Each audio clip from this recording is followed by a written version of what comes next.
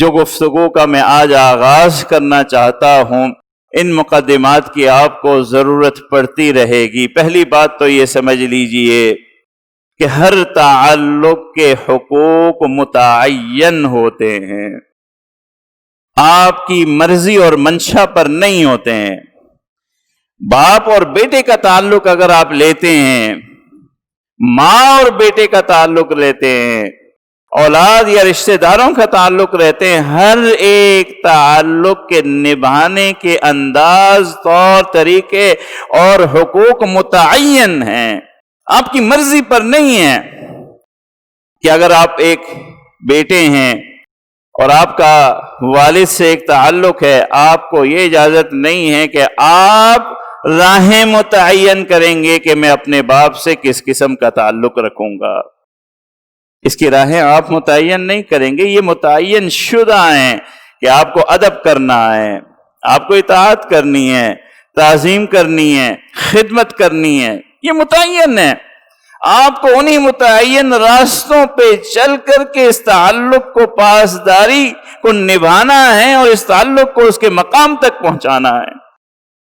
ہم میں سے اگر کوئی شخص یہ کہہ دے کہ نہیں جی اپنے والد سے مجھے بہت محبت ہے مگر اس محبت کو نبھاؤں گا میں اپنے طریقے سے، مثال کے طور پر میں والد کو بہت عمدہ ترین لباس کی ذمہ داری اختیار کرتا ہوں، میری محبت کا یہی منشا ہوگا اور کوئی ذمہ داری نہیں ہے۔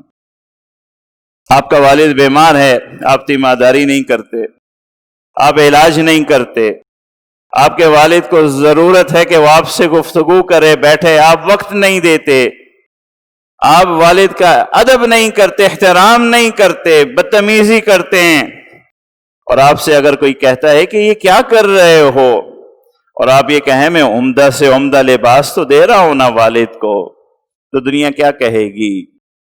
حقیقت کیا ہوگی کہ آپ نے اس تعلق کو نبھا دیا، والد کے حق کو ادا کر دیا؟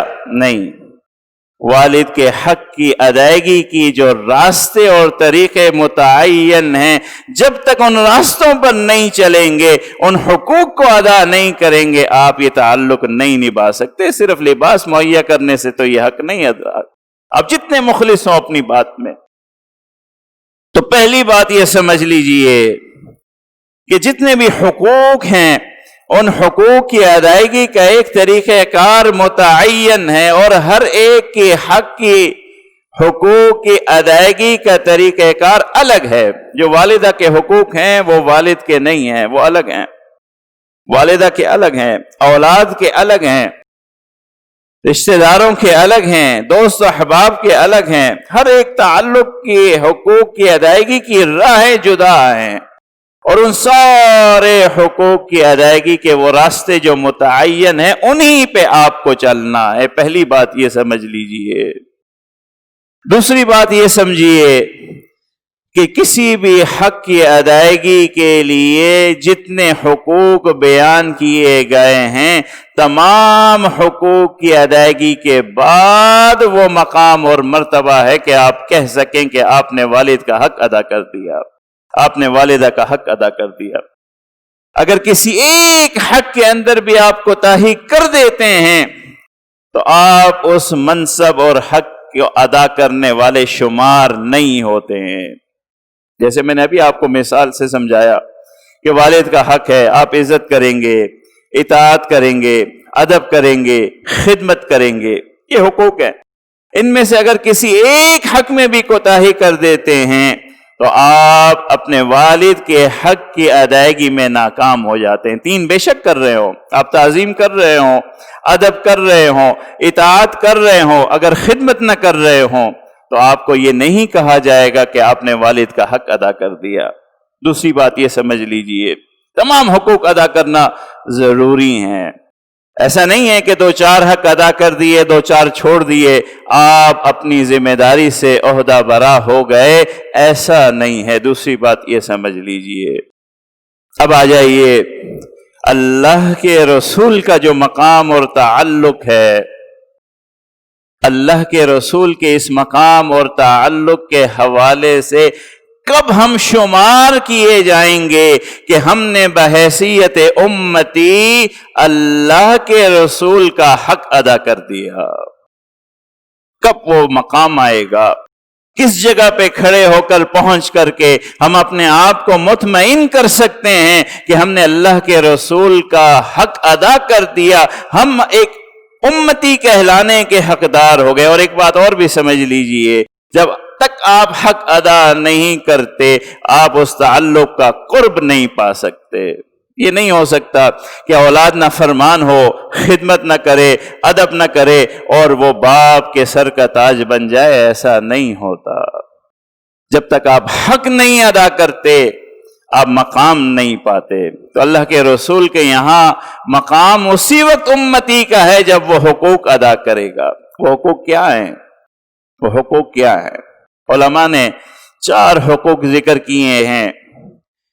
پہلا، اگر میں آسان سے شروع کروں کہ ذکر ہے اللہ کے رسول کا ذکر، دوسرا اللہ کے رسول سے محبت، تیسرا اللہ کے رسول کی عظمت، چوتھا اللہ کے رسول کی اطاعت۔ میں نے آسان سے مشکل کی طرف گیا ہوں۔ یہ ذکر، دوسرا اللہ کے رسول سے محبت، تیسرا اللہ کے رسول کی عظمت، چوتھا اللہ کے رسول کی اطاعت۔ اگر ہم یہ 4 حقوق اپنی زندگی میں ادا کر رہے ہیں، چاروں کے چاروں، تو ہم یہ کہنے میں حق بجانب ہیں کہ ہم اللہ کے رسول کے امتی ہیں، اللہ کے رسول کی شفاعت کو پائیں گے، اللہ کے رسول کے قرب کو پائیں گے، اللہ کے رسول سے ملاقات کی تمنائیں کریں، اللہ کے رسول کی مصاحبت کی تمنائیں کریں جنت میں۔ اور اگر ہم ان حقوق کی ادائیگیوں میں کوتاہی کر رہے ہیں تو میرے عزیز بہت خطرناک بات ہے، بہت خطرناک بات ہے۔ اس تعلق کو کمزور کر رہے ہیں جس تعلق کی بنیاد اور آسرے پر ہماری آخرت ہے۔ کس چیز پر ہم بھروسہ کیے ہوئے؟ اللہ کے رسول کی شفاعت ہی پہ تو ہمارا بھروسہ ہے نا۔ ah